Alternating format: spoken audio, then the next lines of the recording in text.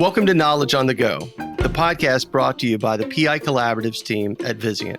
I'm Shannon, Hale, Performance Improvement Program Director here at Vizient, and your host for this podcast.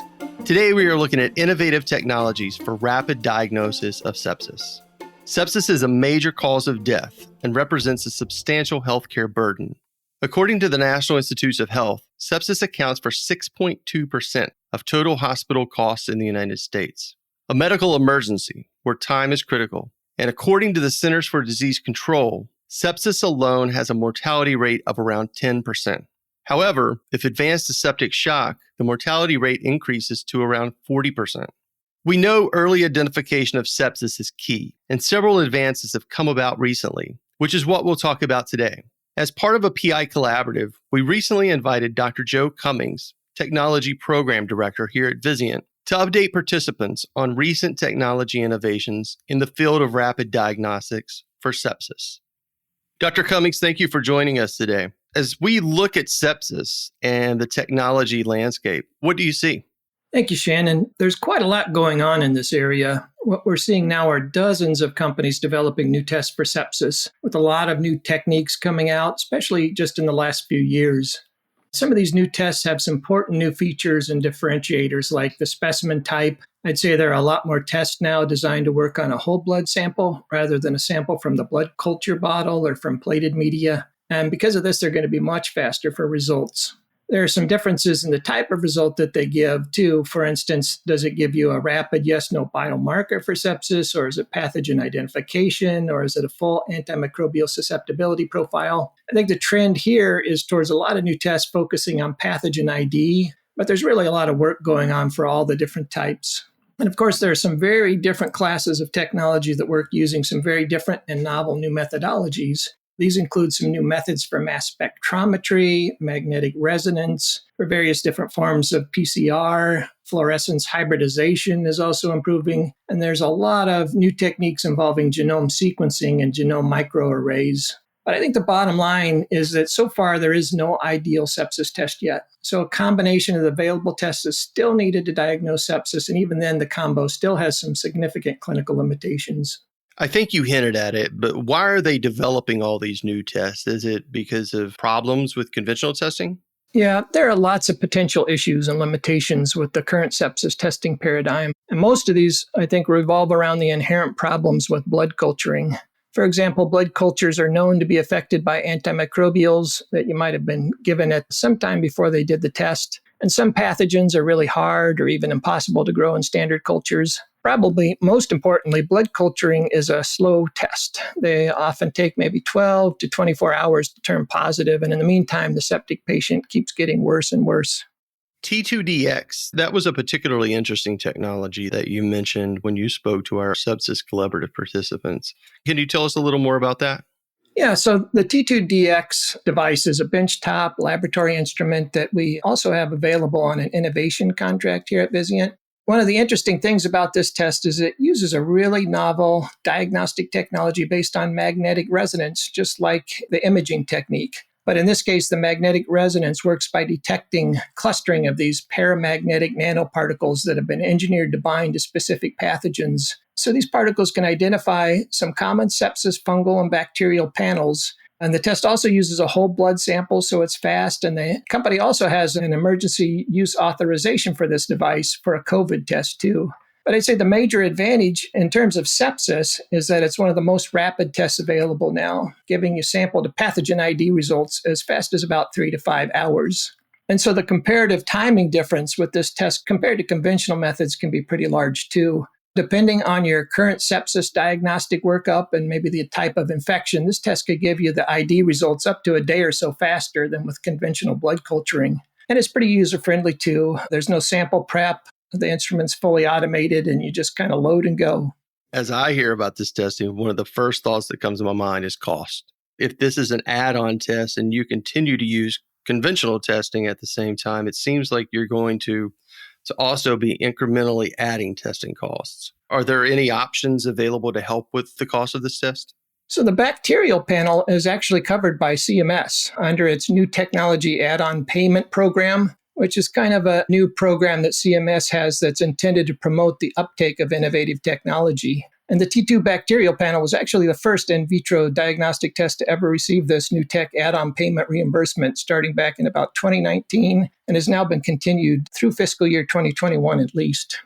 And according to the new tech add-on payment rules, which are kind of complicated, hospitals can still recoup about 65% of the average price of the T2 bacteria panel. And that's in addition to the DRG payment reimbursement. So that helps with the incremental cost of the test.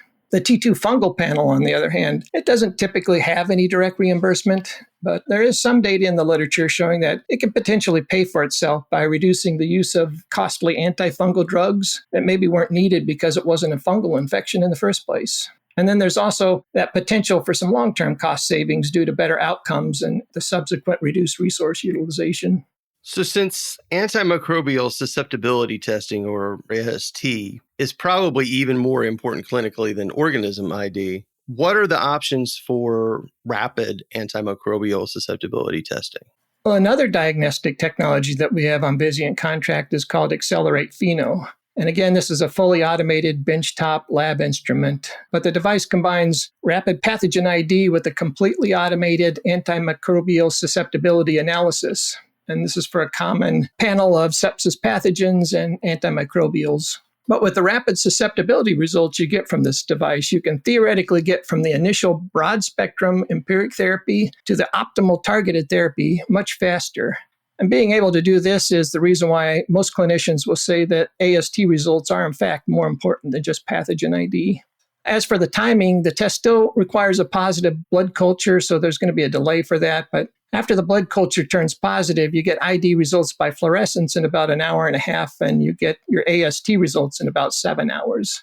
So this AST result timing is one of the fastest available right now. And again, depending on your current practices and technologies, this could be days faster than you're currently providing for AST at your hospital. Wow, that's great. The difference of days until you know the optimal antimicrobial therapy, it seems like it would have to help with patient outcomes. What does the clinical evidence show for rapid AST? Well, as expected, there's a lot of evidence available that demonstrates timing outcomes, like faster pathogen ID and faster time to AST. For example, there's a couple of randomized controlled trials that showed AST results were about 30 to 40 hours faster using this test compared to the conventional methods that were being used at the study hospitals. Analysis of workflow type outcomes have also shown that using the test, you can get things like a faster time until the first antibiotic modification, a faster time to definitive therapy, and probably really important to sepsis patient improved outcomes is that in those patients who need it, it provides a faster time to antibiotic escalation. A shorter hospital length of stay has also been shown in some studies, but a truly definitive effect on sepsis, morbidity, mortality outcomes, though kind of hinted at in some of the studies, I think it still requires a little more rigorous proof. Dr. Cummings, as you look to the future, what do you see on the horizon for rapid sepsis diagnosis? I see a lot of new sepsis tests in development, some using some really unique technologies. And I think these will really continue to reduce the turnaround time for results. I'm very hopeful that it may be within the next 5 years or so, we'll even get down to a golden hour sepsis test. So one that can provide a definitive sepsis diagnosis with pathogen ID in less than an hour from presentation. And then maybe the AST results possibly within about 3 hours after presentation. I think these timeframes would undoubtedly be very important clinically. And another future technology that I've been watching closely is metagenomics for infectious disease testing. A lot of folks think that this is really the future of infectious disease testing. And to some extent, it's already here. For example, there's a metagenomic assay called the Carius test that's currently available. It's actually being used now in a number of children's hospitals, and it's also been studied in a sepsis cohort. But basically, these metagenomic tests use a blood sample. So right now, you ship that sample off to a specialty lab for analysis. But in the future, I think you might be able to do that in-house. And what they're looking for in that sample is cell-free DNA fragments in the blood. So for an infection, some of the DNA in that blood sample is going to come from the pathogen. Just as part of its normal life cycle, you'd expect pathogens to die, and when they do, some of their DNA is going to end up in the bloodstream. So this DNA from the pathogen is detectable in very small quantities, even if it isn't a full-blown bloodstream infection. Then back at the lab, they use these fast, high-tech, next-generation sequencing machines to sequence all of the DNA that they find in that sample. And they use some methods to subtract out the vast majority of the DNA because it's going to be of human origin. And then they compare the sequences that are left to a reference library of pathogen DNA. And from that, you can identify the cause of infection. So this method has some really important advantages compared to conventional testing. For starters, you don't need a pretest hypothesis for the type of infection like you do for PCR tests and panels. What I mean by this is, say, right now, if you suspect COVID, you do a COVID PCR test. But the COVID PCR test doesn't test for anything but the COVID virus.